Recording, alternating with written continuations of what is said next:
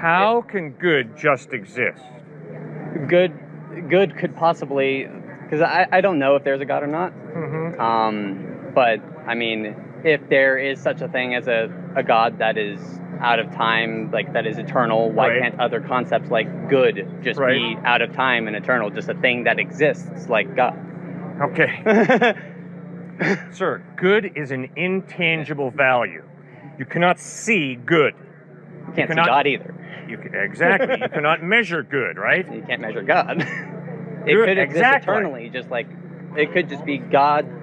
It could just be God. It could not be just God. It could just be the existence of good and evil that just exists in the world. But given a tri-omni God who's all-powerful and all-caring, why evil and suffering exists doesn't make sense to me. Okay, good.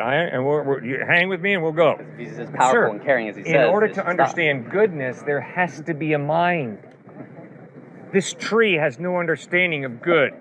This cement has no understanding of good. See, good can't just exist. Because goodness requires definition. And it's an intangible value that you can't measure. You can't grab goodness. Which means you got to have a mind involved in defining what is good. If we're going by that definition, then what is defining God? Okay, what created God? We'll get to that. All the arguments you could give for God could also go for good, just as a general concept. It could just exist eternally out of time, unmeasurable. No, sir. That's not fair. If God exists, God doesn't depend on anybody. If goodness as an intangible value exists, it depends on a mind to define it. God would also be an intangible. Obviously, that's right. It could, like, coming from a different viewpoint, outside of trying to see where, the reasoning for things, you could say that it could be what we define as God, societally, could just be the existence of just that good, in the same context of eternal and timeless and all that. Like, if there is no God, goodness is not eternal, because goodness demands a mind to define it. Which means, then in giving that same argument, then what mind defines God? There would be something above him if something has to make him or define him. No, God can be an eternal being without beginning, without end. I don't think you see my point, because goodness could be the same thing. You're not listening, sir. You're giving goodness a different definition. No, sir, you're not listening to me, and I don't appreciate it. I've told you flat out, and I think you're smart enough to get this point. Goodness demands some mind to define it. The tree, the cement, has no ability to understand goodness.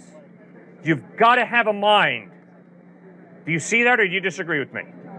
I think we're coming to different definitions of good, because then, there's still, outside of that though, given your definition of good, still, why is evil or suffering? Forget my definition of good. Your definition of good. I'm just saying, given yours, why does evil and suffering exist? All right, You're fine. Evading that part of the question. Okay? But sir, I got a real problem with your thinking. All right, I don't think you're being honest with yourself. That's not fair. You know very well that I've cornered you totally, intellectually.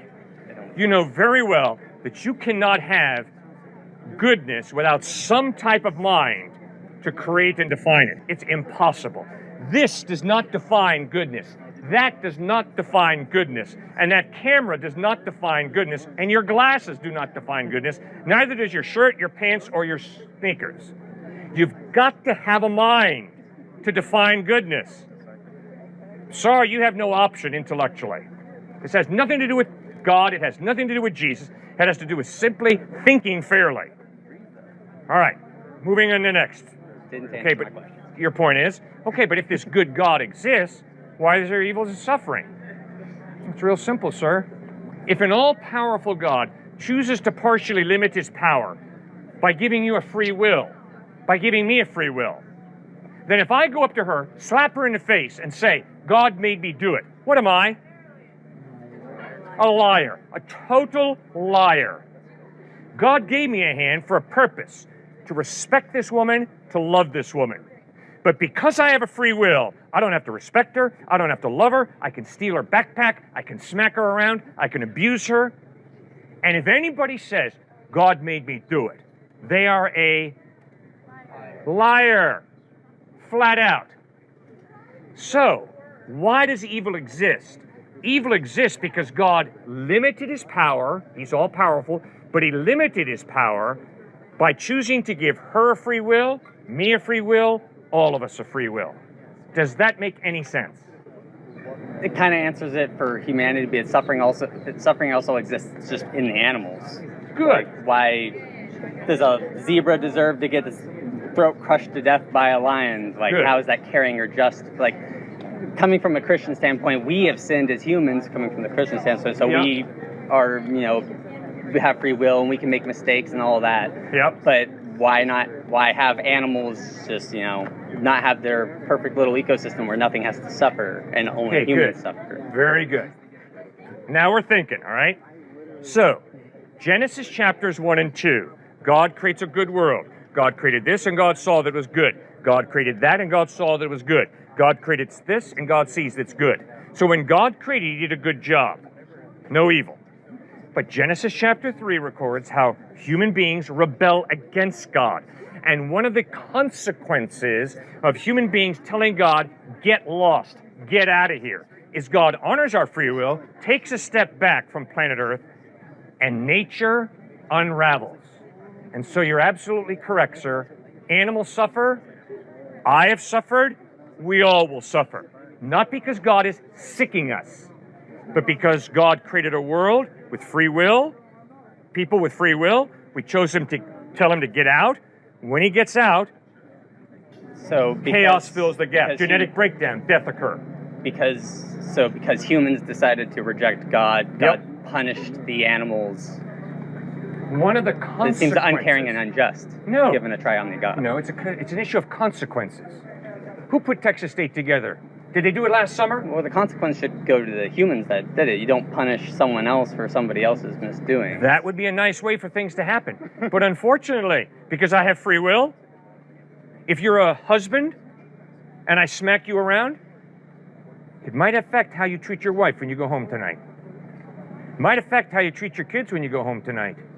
You see, for me to think that, well, I've got free will and it's just me and it's just you, and there are no consequences to the way I exercise my free will, that's a lie. Total lie. Well, how I would interact with animals is one thing, but how animals should interact with each other. Why does suffering exist between animals, not from humans to animals, but between animals, suffering exists. Why are they being punished for suffering between themselves? They're not being punished. If they didn't do anything wrong. You're correct. You're absolutely correct. They didn't do anything wrong. The same way, little babies that I have to bury didn't do anything wrong. But they're born into an unfair world where birth defects occur, and so babies die. Not because they've done something wrong. They have not done anything wrong.